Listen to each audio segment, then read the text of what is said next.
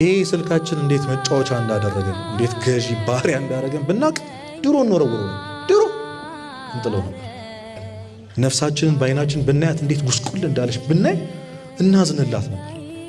ፊታችሁ ላይ ማዲያት ቢወጣ እኮ ትደነግጣላችሁ አይደል?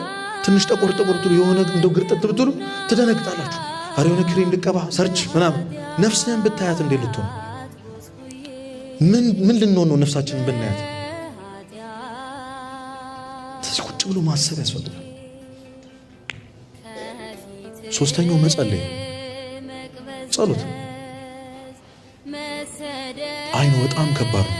ያንን በጣም ምንጠላውን ኃጢአት ማታ አድርገን ጠዋት ለጸሎት መቆም በጣም ከባድ ነው። ያቃጭላል። አታፍርም ይላል። አታፍሪም ምንም እንዳላረገ ሰው ጭራሽ ጸሎት መጽሐፍ ይዘህ እግዚአብሔር ፊት አይንህን በጨው አጥበህ ይላል። ይከብዳል። እግዚአብሔር ይወልከው ከመነሳትህ እንጂ ከወድቀትህ ምንም የለም። ልጄ ተነሳልኝ፣ ልጄ ጸሎት ሊያደርግ ተነሳልኝ ነው የሚለው። ዲማታ እንደዛ አድርግ አንተ አይደብርህም የሚል እግዚአብሔር የለም። እንደዚህ አይነት አባት አይደለም እግዚአብሔር። ባደረከው ትላንት ባደረከው ኃጢአት የሚያሸማቅቅህ አባት የለም።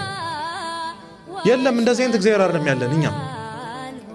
አንድ ሕፃን ልጅ መራመድ የማይችል ሕፃን ልጅ አባ ገብረ ኪዳን ሲያስተምሩ አንድ መራመድ የማይችል ሕፃን ልጅ ድንገት ስኳር ቢደፋ ተነስቶ አንስቶ ቢደፋ እናትየው መራመዱን ነው የሚያስደንቃት፣ ስኳር መንፋቱን የሚያናዳት። ለአንተ ለጸሎት መቆምህ ነው እግዚአብሔር የሚያስደስተው። ትላንት ያደረገው ኃጢአት አለ ለሱ ተስፋ ነው። አንድ ቃል ልንገራችሁ፣ ያንን በሕይወታችሁ የምትጠሉትን ኃጢአት ማታ አድርጋችሁ ጠዋት ለመጸለይ አቅም ካላችሁ ምንም ታሸንፋላችሁ።